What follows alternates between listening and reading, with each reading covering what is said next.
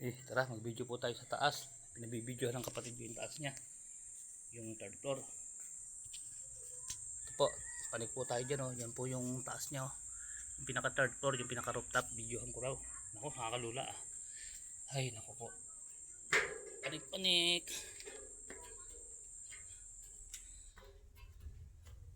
Yan, dito po tayo sa rooftop. Mga guys, dito po tayo. Ayan, Jay no. Dito tayo sa first corner oh. Ayan. Ayan, first corner. Then second corner. Ayan. Dito tayo sa second corner mo. Ayan ang video oh. Gino. Tapos ito yung rooftop mo. Ay yung pinaka rooftop yung trusses ng bubong. Ayan oh. Ayan. Oh, yun yung third corner. Ayun oh. Tapos dito parang pumapatak ang ulan ah. Umuulan na ata. Po, madaliin natin. Baba na ako dyan. Baka dumula sa hagdanan eh. Ayan po oh. Yung third corner. Ito po.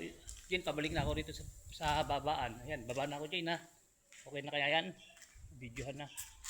Oh. Ayan dyan, para makita mo yung process. Baba na po tayo mga guys sa second floor. Baba na po ako.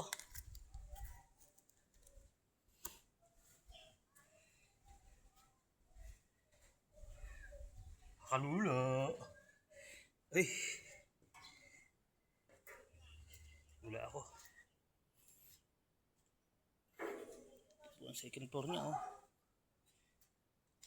Ganito na lang po mga guys ang video kasi hindi naman ang pinabidyohan niya yung third floor eh.